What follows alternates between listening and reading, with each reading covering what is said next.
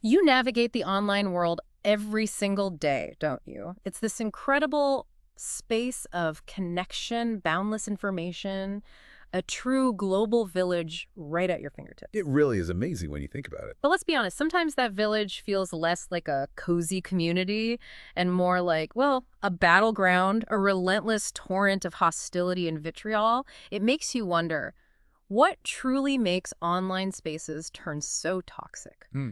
And what role does anonymity, that sort of invisible cloak we sometimes wear online, actually play in it all? Is it the villain, the root cause of all digital discord? Or is there something far more nuanced at play? That's the core question we're grappling with, isn't it? The common assumption, you hear it all the time in headlines and just casual conversations, is that anonymity is the primary culprit behind online abuse. Right, the idea that if everyone just used their real name. Exactly. The thought is, if only everyone used their real name, the internet would magically transform into a kinder, gentler place. But as we're about to discover in this deep dive, the reality is far more intricate, layered, and frankly, surprising than that simple equation suggests. Absolutely. So today, our mission is to plunge deep into the complex, often unsettling world of online abuse and its intricate relationship with anonymity.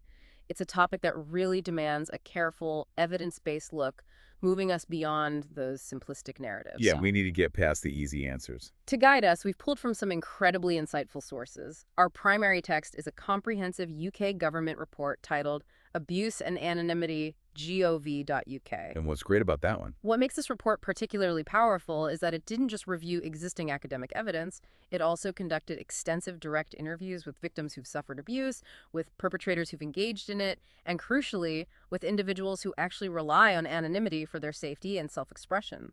That mix is key, hearing directly from all sides. And we're building on that foundation with additional layers of insight.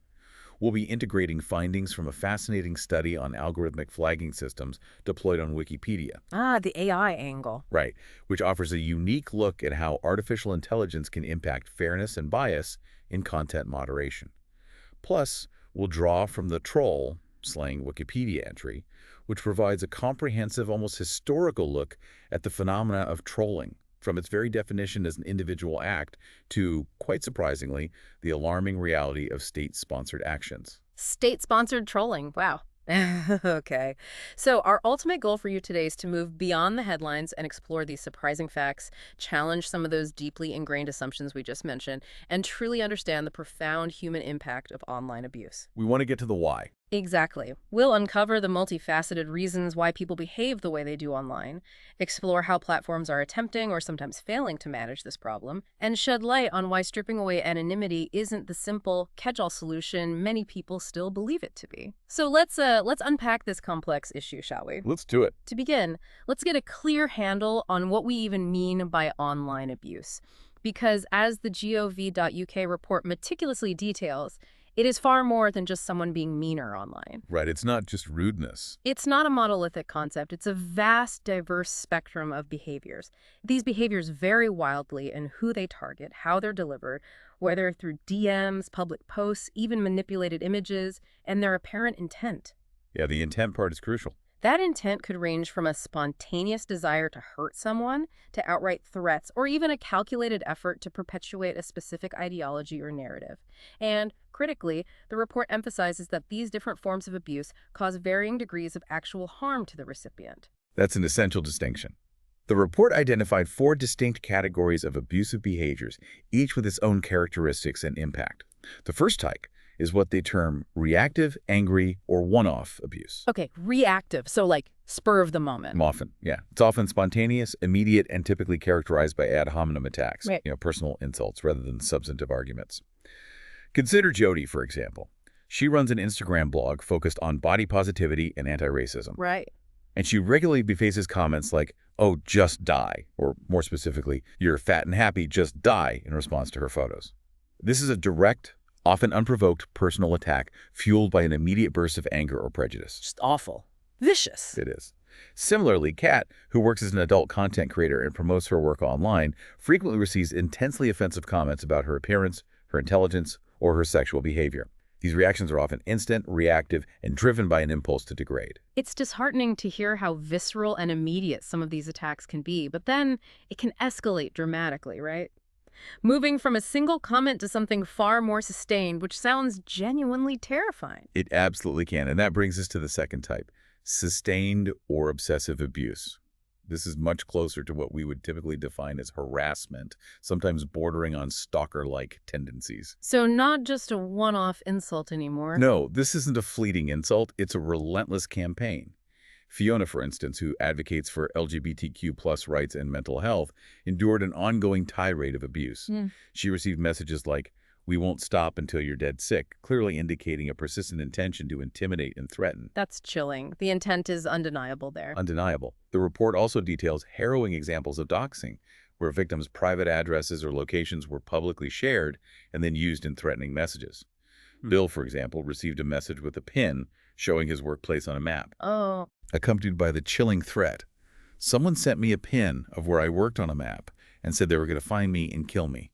The psychological toll of knowing someone have your physical location and intends harm is, well, immense. that's a huge, terrifying escalation, crossing the line from online words to real-world threats. It's not just virtual anymore. It certainly isn't.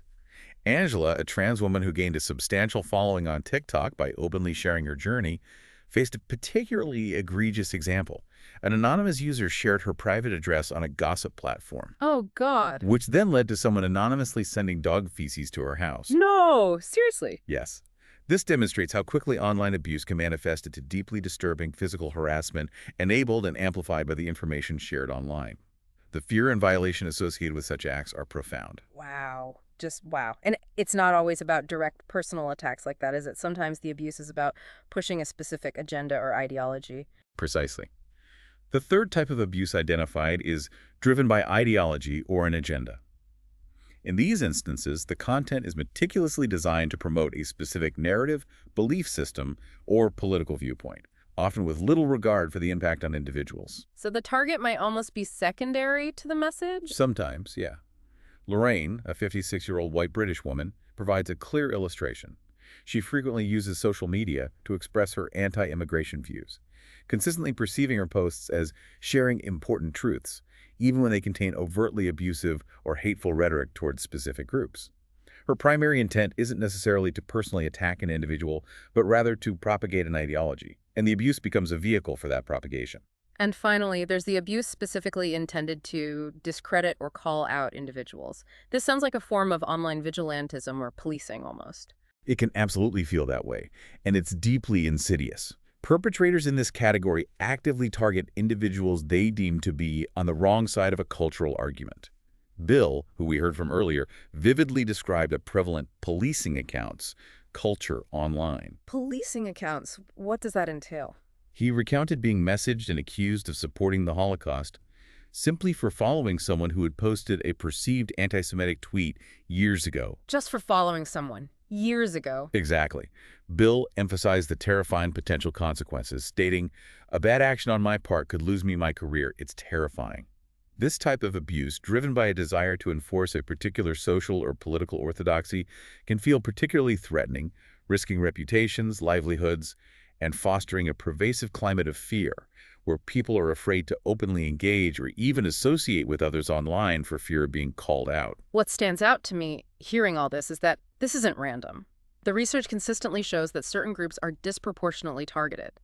It's not just anyone getting hit. There's a clear pattern of vulnerability. That's a critical insight, and it's backed by robust data. The gov.uk report found, for instance, that trans individuals are especially vulnerable to online abuse, with studies indicating that between 34% and 52% have experienced it. 34 to 52%, that's incredibly high. It is. Angela's harrowing story of doxing and physical threats as a trans woman on TikTok isn't an isolated incident. It's a stark, real-world manifestation of this statistical reality, illustrating the severe risks faced by this community. And it seems that visibility often comes with increased vulnerability, too. Undoubtedly. High-profile individuals, such as members of parliament, professional footballers, and social media influencers with significant platforms, are consistently cited as key targets. Their public presence makes them highly visible magnets for abuse, often from a very broad range of sources. Makes sense. More eyes, more potential attackers. And furthermore, often at the intersection of high visibility and specific advocacy, you find individuals who champion social justice causes. People like Jody, with her anti-racism and body positivity content, Fiona, advocating for LGBTQ+ rights, or Emily, who manages a large Instagram blog on women's issues and feminism, these individuals frequently become targets for misogynistic, racist, or agenda-driven attacks precisely because of the positive and impactful causes they champion. So trying to do good actually makes them targets. Sadly, yes. Their very efforts to make the world better can draw the worst elements of online behavior. So when you're navigating online discussions, when you see arguments escalate, or when you notice seemingly unprovoked attacks, understanding these distinct types helps you categorize and perhaps even anticipate behavior. It's not simply mean comments anymore. Definitely not. It's a full spectrum of calculated and reactive harms, sometimes highly organized, sometimes spontaneous, but always with real impact. It truly changes how you perceive the online landscape and how much you need to engage your critical thinking. Yeah, it adds a whole new layer of understanding. We've thoroughly explored the what of online abuse and who it disproportionately targets. Now let's pivot to the why, what motivates people to engage in these behaviors online. The gov.uk report really delves into the complex psychology behind abusers, and it quickly reveals that it's rarely a simple answer. No, it's definitely not just about labeling someone a bad person. Right. One significant motivator identified for some perpetrators is the pursuit of status and recognition within particular online communities. Sia, for example, a 25-year-old individual interviewed for the report who engaged in abusive behavior, found that their inflammatory online persona was an important part of their identity. Part of your identity, wow. Yeah, they explained that this persona brought them a sense of status and influence, particularly within political discussions. This isn't about hiding, it's about actively cultivating a public, albeit abusive, persona. That's fascinating. Similarly, Lorraine, the 56-year-old anti-immigration poster we discussed, found a profound sense of recognition and validation using her real name. She expressed being gutted when forced to change her identity after being banned from platforms, indicating the significant value she placed on that real name recognition for her controversial views. So she wanted the recognition even for those views. For these individuals, the abuse wasn't just random. It was tied to their sense of self and their standing in specific online circles. So it's almost like they're seeking a specific kind of digital fame, even if it's notoriety, and the platforms inadvertently enable this by rewarding engagement. That's an astute observation. And often, underpinning this desire for status is a genuine, albeit maybe misguided, belief in their own righteousness. Both Lorraine and Sia, despite the harmful nature of their content, genuinely believed their opinions were correct and that they were sharing important truths with the world. We thought they were doing good. This strong internal justification allowed them to rationalize their abusive content, perceiving it as a legitimate, even necessary contribution rather than abuse. They didn't see themselves as malicious, they saw themselves as educators or truth-tellers, you know? Right, right. And then there's the more direct motivation, the simple pursuit of attention and validation. Yes, for a significant number of perpetrators, the primary driver was explicitly seeking attention or validation. Fred, a self-identified troll in his mid-20s, was remarkably candid about this. He openly admitted to enjoying baiting people he found overly sensitive. It's provoking for the sake of it. Pretty much. He quickly discovered that content which pushed the boundaries or was likely to annoy other people would consistently generate a reaction, providing him with the attention he craved and raising the overall profile of his content. So even negative attention was good attention. Crucially, yes. Even intensely negative reactions like outrage or condemnation from other users could be perceived as a win or something funny for him. This connects directly to the concept of lulz that the Wikipedia entry on trolls introduces. Lulz? That's a fascinating, almost unsettling term. What does it signify? Lulz is described as a type of unsympathetic, ambiguous laughter, often deriving pleasure from the discomfort or distress of others. For many trolls, the behavior isn't about a deep political conviction, it's primarily for their own amusement, or to simply disrupt online activities or cause confusion and harm. So it's entertainment derived from causing trouble. It's a form of tactical aggression aimed squarely at inciting emotional responses in their targets, purely for their own entertainment or a perverse sense of accomplishment. And underpinning some of these behaviors, particularly when anonymity is present, is what the gov.uk report calls the online disinhibition effect. Yes, the disinhibition effect, acting differently online. This psychological phenomenon suggests that users behave in ways they wouldn't normally in face-to-face interactions, feeling a reduced sense of accountability or social constraint when online, less fear of immediate consequence. Now, here's where the research gets incredibly interesting, and it directly challenges a lot of the assumptions people hold about anonymity and abuse. The gov.uk report found that for many perpetrators, anonymity was often an outcome of their abusive behavior rather than the initial driver. This is huge. This is a monumental distinction that flips the common narrative on its head. It absolutely does. It completely upends the simplistic notion that if we just remove anonymity, all abuse will vanish. Instead, the gov.uk report describes a clear journey to anonymity. A journey. How so? Many users, perhaps surprisingly, actually started out posting abusively under their real identities. Really? Using their actual name? Yeah, it was only when their original profiles were blocked, banned, or otherwise sanctioned by platforms for violating community rules that they then felt forced to create new anonymous burner accounts to continue their activities. So they weren't inherently hiding from the start. They were simply trying to evade consequences and persist in their behavior after being caught. This suggests a deeper underlying motivation that exists even without the cloak of anonymity. Exactly. Fred, the self-identified troll, provides a perfect, almost textbook example of this. He was banned from Twitter for tweeting, "All unvaccinated people should be thrown into camps." Wow, okay. Pretty clear violation. Right. His immediate response wasn't to stop or reflect. It was to quickly set up a new account under a fake name, explicitly stating, "I cannot keep respawning with my real name." He found it incredibly easy to respawn, meaning to create new anonymous accounts. Easy to respawn. Scary. Lorraine had a strikingly similar experience, eventually cycling through 3 Twitter accounts and becoming fully anonymous to both other users and the platform after multiple bans. Anonymity in these cases functions as a tool for the continuation of abuse after initial sanctions, a workaround to circumvent platform rules, rather than being the original catalyst for the abusive behavior.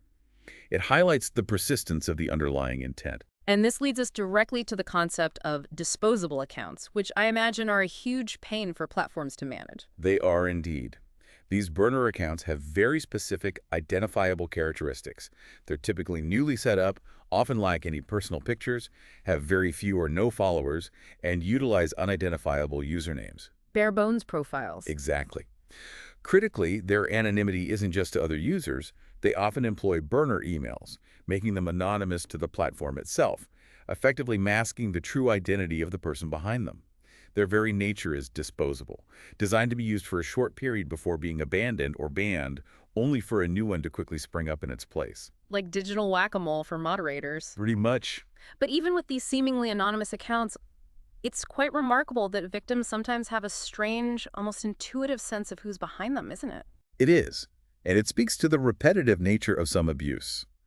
Surprisingly, many victims reported that they suspected or even knew who was behind these anonymous accounts due to recurring patterns in the abuser's behavior, language, or even specific errors. Patterns. Like what? Angela, the trans woman we discussed, vividly described her abuser as her alphabet stalker. Because, as she put it, he would always pop up with a brand new account, say some hateful rubbish, and the mods would block him. It was always the same phrasing, always the same way of speaking, always the same spelling errors. The same spelling errors. That's incredibly specific. It is. Jody had a similar experience, recognizing the same language and tone across different seemingly anonymous accounts. So while technically anonymous on paper, the consistent patterns of behavior often reveal a familiar perpetrator to the victim.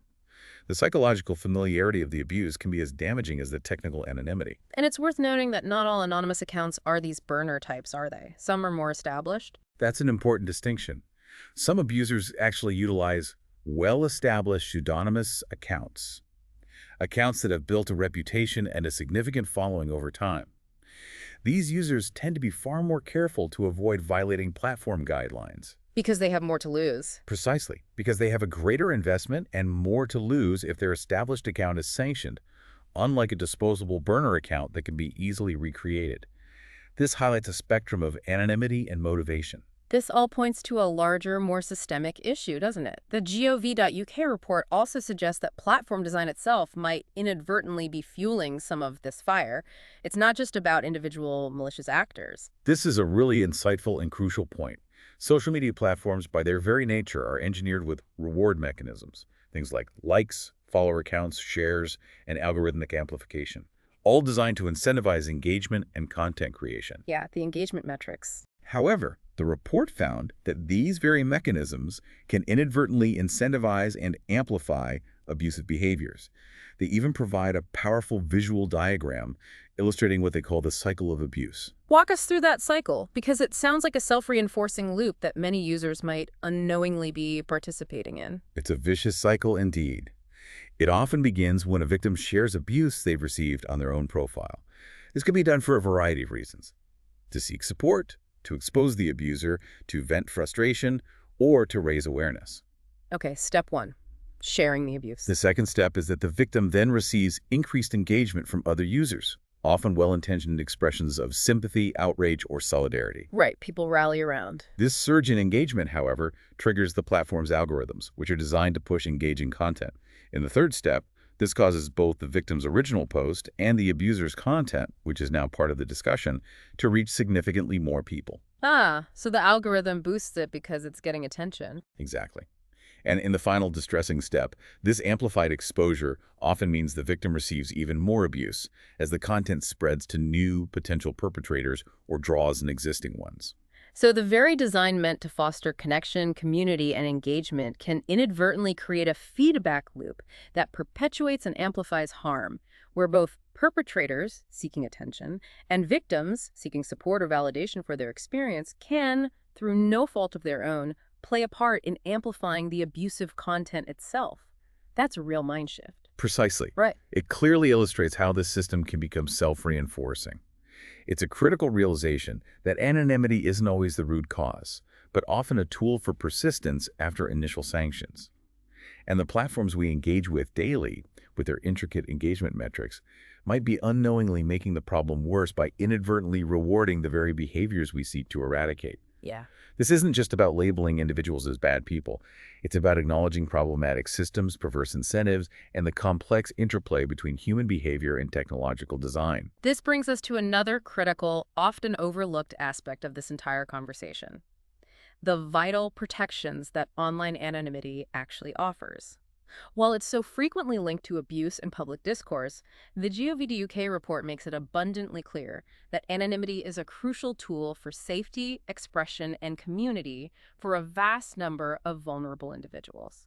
It really is. It highlights a range of profound benefits that are all too often completely overlooked in the public debate about outright banning anonymity. That's a truly essential counterpoint to the common narrative. For many, anonymity isn't about hiding bad intentions or engaging in malicious acts. It's about fundamental protection from real-world harm. Like escaping danger. Exactly. Consider the harrowing experience of Sarah, a 56-year-old woman recovering from an abusive relationship. She relies heavily on anonymity online to avoid detection and harassment from her obsessive ex-partner, who had a disturbing ability to track her down. Ow! He was so relentless that he even managed to locate her Etsy page, which had no identifying information beyond her unique artwork style. Just from the art style, that's terrifying. It is. For victims of domestic abuse trying to rebuild their lives and maintain a vital distance from their abusers, online anonymity can be an absolute lifeline. That's terrifying, knowing your abuser could still find you online, even if you're trying desperately to hide and rebuild. It emphasizes how much is at stake for these individuals. And this protection extends to avoiding family or community exclusion. Take Zara, for instance, a single mom who is relatively socially isolated. She relies heavily on platforms like Facebook Marketplace and various social media groups for essential support and connection. Right, those online communities can be vital. She stated very strongly that being forced to use her real name would effectively exclude her from much of online life. For those residing in isolated or conservative communities where open expression could lead to ostracization, online anonymity can be the only way to access vital support networks or simply to exist outside the confines of their immediate social circles without judgment or fear of reprisal. And what about professional reputation? That's a huge consideration for many. Absolutely. Kat, the 24-year-old adult content creator we mentioned earlier, uses a professional alias to maintain a strict, necessary division between her work identity and her personal identity. She explicitly stated that she would not be able to do her job if she were forced to use her real name online. Why not? She had previously faced deeply disturbing threats to contact her family when her true identity was revealed. For individuals in certain professions, or those dealing with sensitive issues, anonymity isn't merely a preference. It's a necessity for their livelihood, personal safety, and mental well-being. Beyond immediate safety, there's also the profound importance of freedom of expression and association, which anonymity clearly supports for many. Yes, this is a cornerstone benefit. Online spaces provide an invaluable forum for individuals to be open and explore sensitive aspects of their identity, whether it's sexuality, gender, or challenging ideas, free from the judgment or negative repercussions from known individuals or conservative communities. A safe space to figure things out. Exactly. Allie, for instance, a 33-year-old trans woman, set up a semi-anonymous Facebook account before she socially transitioned. She described this as completely essential for her to find crucial support groups and explore her nascent identity without people who did not know she was trans fighting out. Wow, so it allowed her to connect and explore safely. Without that protective veil of anonymity, she might have faced immense isolation, unable to connect with others who truly understood her journey and provide vital support during a critical period of self-discovery. So it's about creating a safe space for authentic self-exploration and identity formation without immediate, potentially devastating repercussions. Precisely. And it enables people to challenge prevailing norms. Jack, a 19-year-old mixed-race individual with a deep passion for politics, uses anonymous Reddit and Twitter accounts to engage in debates on race, gender, and sexuality. Why anonymous? He expressed concern that if he used his real name, people might focus disproportionately on his appearance. He noted, "I just don't look very black," rather than the substance of his arguments. Anonymity allows him to articulate his thoughts without that superficial judgment or the worry of radically different views clashing with those of his family or immediate community. It allows for a purer form of intellectual engagement. And historically, anonymity has been absolutely crucial for whistleblowing and dissent, especially in repressive environments where speaking truth to power carries immense personal risk. Both the Wikipedia troll source and the gov.uk review powerfully emphasize this long and vital tradition. In authoritarian regimes, for example, like China, where the government actively employs a 50-cent party to fabricate millions of pro-government social media posts. 50-cent party, right. The ability for citizens to dissent anonymously is not just important, it's often a matter of survival.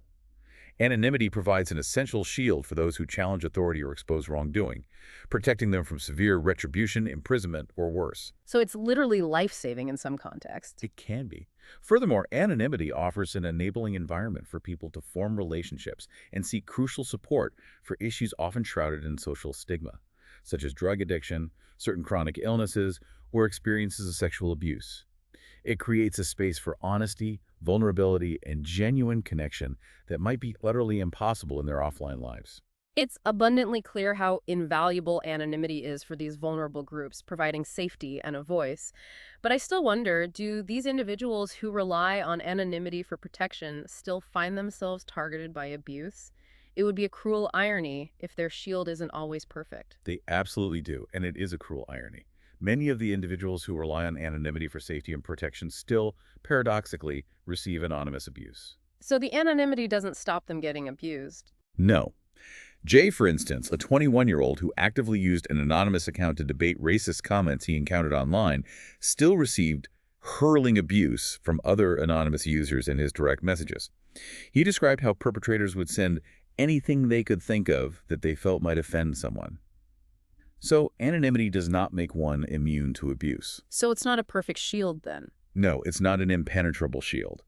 But crucially, despite experiencing this ongoing abuse, these individuals overwhelmingly maintained that anonymity was a precious and important tool that they highly valued. They expressed profound fears about big negative implications if it were reduced or banned. Even though they were still getting abused while using it. Yes, this highlights the delicate, almost heartbreaking balance. While anonymity can be exploited for harm, it remains fundamental for the safety, freedom, and well-being of countless individuals. It's a complex ethical tightrope to walk. Before you jump to the conclusion that everyone should just use their real name online, I hope our conversation today has given you pause. Consider the profound personal and societal costs that would come with such a blanket mandate. For many, anonymity isn't about hiding bad intentions or facilitating malice. Not at all. It's about profound safety, the exploration and development of identity, and the fundamental freedom to exist authentically in a world that might otherwise be overwhelmingly hostile. Yeah, the stakes are really high for some people. Given all these complexities, the pervasive nature of abuse, the diverse motivations, and the critical role of anonymity for protection, how are platforms actually trying to tackle online abuse right now? What measures do they currently have in place to manage this immense challenge? Well, platforms employ a multi-pronged approach, generally categorized into three key areas: setting clear rules, identifying abuse, and taking decisive action against it. Rules, identify, act. First, nearly all major platforms establish comprehensive community guidelines or standards that explicitly outline what content and behavior are allowed and, just as importantly, what is strictly prohibited. Then, for identification, they rely heavily on user reporting tools, those omnipresent report buttons that allow you, the user, to flag content you deem abusive. We all use those, I'm sure. This flagged content is then channeled into a review process, typically managed by a combination of sophisticated artificial intelligence and human moderators. Once abuse is identified and confirmed, platforms can take a variety of actions. Like what type of actions? These range from removing individual posts, to banning entire pages or groups, to limiting content prominence by preventing it from appearing in Explore feeds or trending topics. They can also add warnings or flags to sensitive content, issue strikes or warnings to accounts, temporarily mute or restrict content creation capabilities, and, in severe or repeat cases, permanently block or remove accounts entirely. So they have a substantial toolkit at their disposal. But for individuals who are particularly high profile or tragically receive a massive volume of abuse, how effective are these tools in practice? That's a major limitation and a deeply frustrating reality for many. For high-profile individuals, public figures, or those with large followings, say 10,000 followers or more, these moderation tools can unfortunately prove to be ineffective and labor-intensive due to the sheer, overwhelming volume of messages, comments, and interactions they receive daily. Just too much to handle. Exactly. The gov.uk report notes that some victims, faced with this deluge, even resort to painstakingly screenshotting every instance of abuse as proof or evidence, rather than simply blocking it or relying on platform moderation to make it disappear. Screenshotting everything, that sounds exhausting. This act of self-documentation speaks volumes about the scale of the problem and the feeling among users that the platform's existing mechanisms are simply insufficient to manage the flood. It highlights a critical gap between the tools available and the magnitude of the problem. And bubbling beneath all of this is a significant global policy debate right now about anonymity. Is the focus about users being identifiable to other users or simply identifiable to the platforms themselves? It seems like a subtle but crucial distinction. It is indeed the crux of current policy discussions globally. Right now, most major social media platforms, Facebook, Instagram, X, formerly Twitter, TikTok, and even Tumblr and Reddit, do not require users to use their real legal names or provide official government ID to other users. Some platforms even encourage pseudonyms, right? Like Reddit. Right. Reddit specifically discourages the use of real names. Age verification typically relies on self-declaration, user reports, or AI-based estimates. However, the emerging international trend is to mandate that platforms collect and securely store identifiable information from users upon registration, even if those users can still create profiles with pseudonyms visible to others. Okay, so the platform knows who you are, even if other users don't. That's the core idea here. To increase accountability, if severe abuse occurs, platforms could, in theory, share real identities with law enforcement when legally compelled. So in this scenario, I might still be podcast fan 123 to the world, maintaining that pseudonymous identity for my public interactions, but behind the scenes, the platform would know exactly who I am. That's the key shift. Precisely. We've seen various approaches to this globally. China, for instance, implemented a broad policy in 2017 that explicitly forced internet companies to end online anonymity, requiring real name registration for all users. A very direct approach. Very. A critical counterexample comes from South Korea. They had a real name verification law in place from 2004 to 2012, requiring large Korean websites to collect identifying information. But significantly, that law was overturned in 2012 by their constitutional court. Overturned. Why? Because they found insufficient evidence that it actually reduced hateful comments or cyberbullying, and crucially, it led to massive data breaches exposing sensitive personal information. Wow. So it didn't work and it created new problems. Exactly.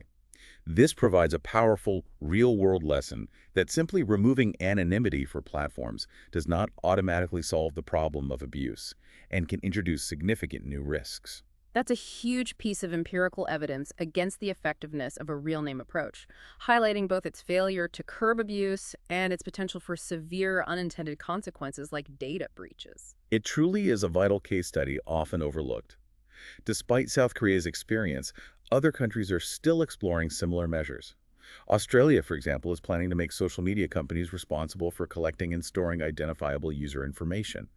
France is also exploring measures to link newly released digital IDs directly to social media platforms, which will necessitate users uploading official identification upon registration. So the push is still happening elsewhere. It is. However, the gov.uk report, despite surveying these global trends, concludes pointedly that there's limited data yet on how effective ensuring users are identifiable to the platform is in reducing abuse. This means these broad, often sweeping policy changes might not deliver the intended results, and it remains a massive, unresolved question. It calls for rigorous, independent research before widespread implementation. So human moderation is often overwhelmed, and these blanket real name requirements have mixed, often unproven results, even introducing new risks. This begs the question, what about artificial intelligence? Can AI step in and solve this seemingly intractable problem? The Wikipedia study you mentioned with its algorithmic flagging sounds like a promising area of exploration. This is where the promise of AI intersects with its inherent perils. The fundamental challenge for online community moderators, who are often dedicated volunteers, is the sheer overwhelming torrents of user-generated content they face daily. Just impossible to keep up manually. Right. To cope with this immense volume, they frequently rely on what they call social signals, things like a user's reputation scores, the completeness of their user profiles, and their registration status, to quickly identify potentially problematic contributions. The core issue here is that this practice can inadvertently lead to statistical discrimination. Statistical discrimination, meaning This means that newcomers and anonymous users, even if their specific edits are perfectly legitimate, are over-scrutinized simply because historical data might show they are statistically more likely to violate rules. It's that old, consider the source bias, but applied algorithmically. So if you're a new user, or if you choose to remain anonymous, you're automatically under a higher level of suspicion, even if you're contributing something valuable. That doesn't seem fair. Exactly. Recognizing this challenge, Wikipedia implemented an algorithmic flagging system called RC filters, which utilizes a machine learning system known as ORS to identify likely damaging contributions. The research aimed to determine if this AI system could actually lead to more fair moderation outcomes by reducing this type of overprofiling. Okay, so did it work? And the results were quite surprising, challenging some common intuitions. Surprising in what way? What did they find? First, the study found that algorithmic flagging can indeed reduce this overprofiling bias. It does so by more effectively drawing moderator attention to misbehavior committed by registered participants users who might otherwise get a pass or receive less scrutiny due to their established status and perceived trustworthiness. So the AI caught the established users who were breaking rules. In effect, yeah, the AI helped to level the playing field, ensuring that bad behavior from established users wasn't overlooked. Second, and equally important, the system contributed to a decrease in controversial sanctions against unregistered or anonymous contributors. Wait, it helped anonymous users? This suggests that the AI, when properly designed, can actually protect those who are typically overprofiled. So an AI system, often seen as a tool for enforcing rules and potentially bias, can actually help reduce bias against anonymous users. That's genuinely counterintuitive. It truly is, and it speaks to the sophistication possible in AI design. However, the study also highlighted a crucial nuance. The same system might, under different circumstances or with different user groups, increase discrimination for other types of overprofiled users. So it's not perfect. This indicates that AI is not a universal fix. Its effectiveness and fairness depend profoundly on how social signals are interpreted and how the AI interacts with complex human behavior. It underscores that AI moderation isn't a silver bullet. Its development requires continuous refinement and study. Makes sense. It needs careful handling. Tools like Huggle, a specialized counter-vandalism tool for Wikipedia, further exemplify this approach. It sorts potential actions by their likelihood of causing damage, allowing human moderators to prioritize their limited attention. This might increase efficiency and fairness by better concentrating moderator attention wherever it can have the greatest benefits, enabling a more targeted and hopefully fairer moderation effort. This fascinating research shows that the solution isn't just about outright banning anonymity or relying solely on overwhelmed human review.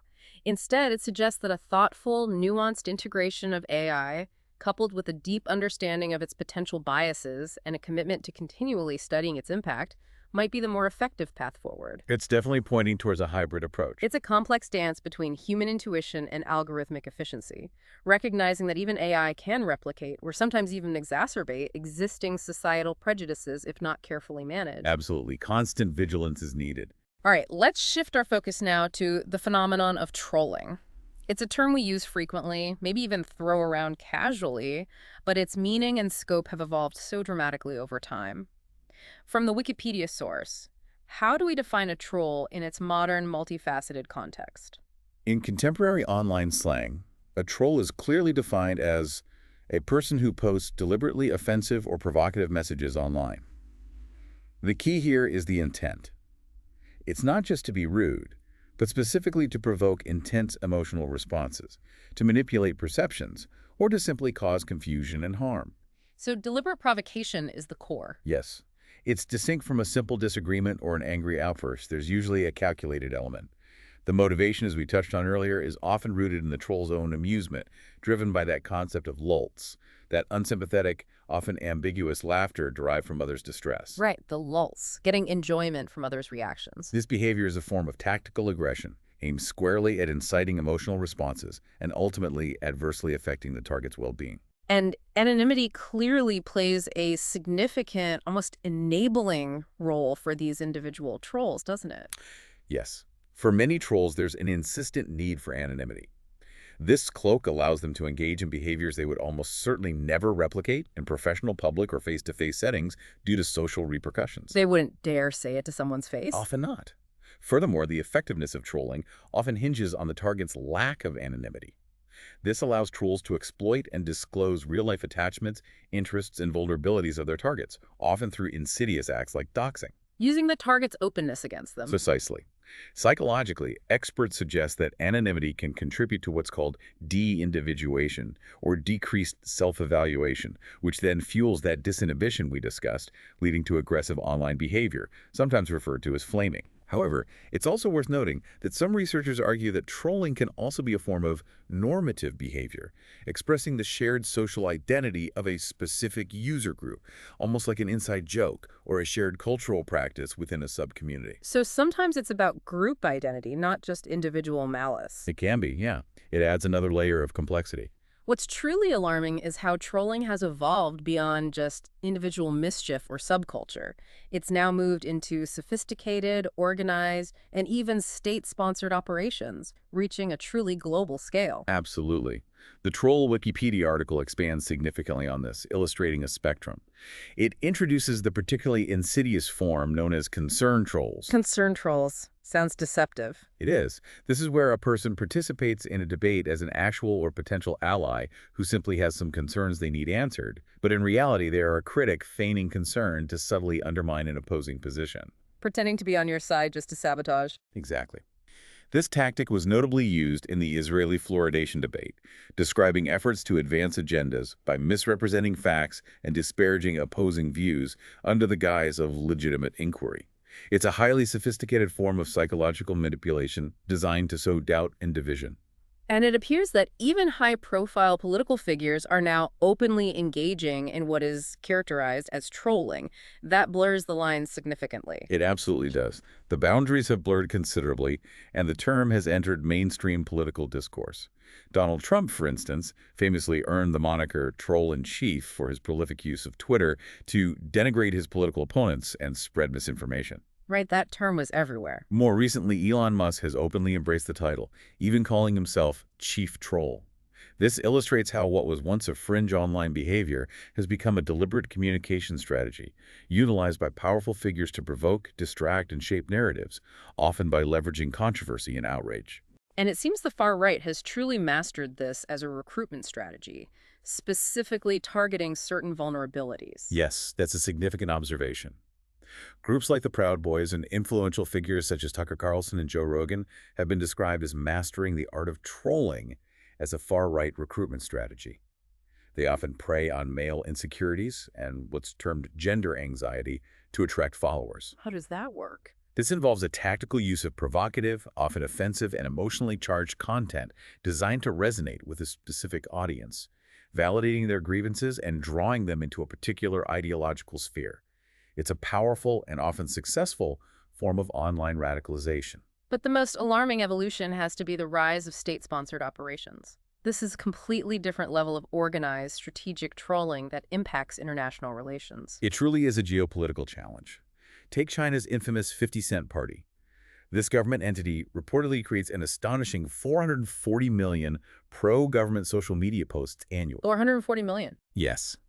Their primary objectives often include strategic distraction during sensitive periods like national holidays, specifically to prevent mass political protests from organizing online. They achieve this by flooding social media with positive or distracting content, overwhelming potential dissent. It's a systematic, industrial-scale effort to control and manipulate online narratives. That's an absolutely astonishing number of posts. The sheer scale is mind-boggling. It is indeed. And during the Russo-Ukrainian War, we've seen extensive use of fake identities and accounts to disseminate specific narratives, manipulate public opinion, harass opponents, and deceive. The Wikipedia source describes a particularly insidious type, the Wikipedia troll, A Wikipedia troll. who presents essentially true information in the wrong context, intending the audience to draw false conclusions. Right. These trolls are described as tricky and among the most dangerous and most effective because they operate with a chilling lack of emotional input, focusing purely on misinformation and subtle strategic manipulation rather than overt aggression or personal insults. Their goal is to erode trust in information itself. So they're not just being angry or offensive. They're engaging in highly sophisticated, strategically deceptive information warfare, using truth against itself almost. Exactly. And this isn't limited to these large, overt international conflicts. Saudi Arabia, for example, has been documented utilizing an online army of Twitter trolls, specifically to harass dissident journalists and critics. Even domestically, within the U.S., Facebook has banned hundreds of pages and accounts that originated within the country itself, citing fraudulently flooding its site with partisan political content. So it's happening everywhere, even within countries. This demonstrates the pervasive nature of organized manipulation across all types of online spaces, from highly professional platforms like LinkedIn, which have seen an invasion of political trolls, posting messages and promoting fake jobs to gather personal information, to more casual social media sites. And let's not forget the unique Vampetasso in Brazil. It's a culturally specific example of how broad this phenomenon can be. Ah, yes. A truly fascinating and unique form of trolling and canceling specific to Brazil. In this phenomenon, erotic pictures of an ex-footballer named Vampeta are posted on the social media profiles of public figures deemed unpleasant or who have provoked public outrage as a form of protest. That's certainly unique. It vividly illustrates the cultural variations and unexpected, often humorous forms that trolling can take, even while serving a similar purpose of public shaming or protest. So, with all these complex forms of trolling, from individual mischief to state-sponsored campaigns, how are legal systems and societies attempting to respond? It sounds like an incredibly difficult tightrope walk to balance freedom of speech with preventing this kind of organized harassment and information manipulation. It is an immense challenge for democracies worldwide. As the communications scholar Susan Herring insightfully notes, harassment often arises in spaces known for their freedom, lack of censure, and experimental nature. Freedom enables it, ironically. To some extent. In the UK, online contributions fall under existing legislation, like the Malicious Communications Act 1988 and Section 127 of the Communications Act 2003. Notably, sentences for convicted internet trolls have been increased to up to 2 years in jail, and several individuals have already been imprisoned under these statutes. So there are legal teeth in the UK. Yes. Japan has also recently taken a firm stance, banning online insults and making them punishable by up to 1 year of imprisonment. However, in the United States, debates surrounding the First Amendment, which protects freedom of speech, significantly complicate legislative efforts. The free speech argument. Right. We saw this tension play out when the U.S. Army esports team banned users for anti-military trolling on their Twitch channel, which immediately led to accusations from organizations like the ACLU and the Knight First Amendment Institute of violating free speech rights. This ongoing legal and philosophical debate truly highlights the difficulty of crafting effective laws that protect users without infringing on fundamental freedoms. The term troll has truly gone from describing a relatively mischievous individual to encompassing sophisticated, state-sponsored campaigns and complex political strategies. Understanding this evolution helps you critically analyze the vast amount of information you encounter online every single day. It really does. It helps you recognize when you might be a target of something far more organized and deceptive than just a random angry person, highlighting the urgent and ongoing need for robust critical thinking in our digital age. Absolutely. The level of sophistication and the sheer scale of some of these operations have evolved dramatically, demanding a more informed and discerning approach from every online user. So as we wrap up this deep dive, we've thoroughly explored the multifaceted nature of online abuse, moving from reactive comments to sustained harassment to ideologically driven attacks.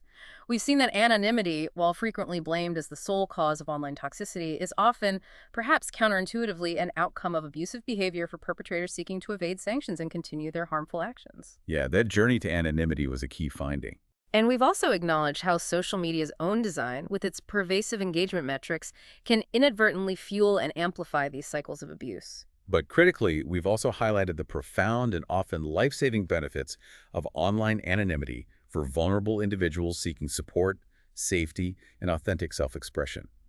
We looked at how platforms are attempting to moderate the mixed and often surprising results of AI intervention, which, as we discussed, can sometimes even reduce biases, and the escalating phenomenon of trolling, from individual bad actors to highly sophisticated, globally impactful state-sponsored operations that influence public discourse and even geopolitical landscapes. It's abundantly clear there are no easy answers here.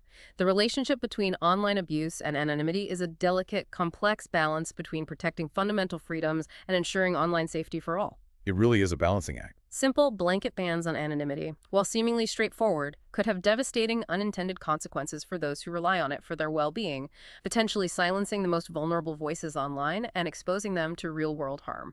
It truly is a nuanced challenge that demands a great deal of ongoing research, thoughtful policy, and self-awareness from all of us.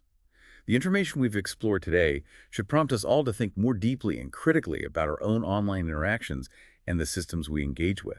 As our digital lives become ever more central to our existence, the true challenge isn't just about identifying the bad actors, but about how we, collectively as users who contribute to these spaces, as platform designers who shape their architecture, and as policymakers who craft their regulations, can cultivate online spaces that genuinely protect the vulnerable and foster meaningful, genuine connection without sacrificing the fundamental freedom that allows so many to find vital support and express their true selves. So here's something to think about. What responsibilities do you feel for the digital communities you inhabit, and how might understanding these complexities change your own online interactions moving forward?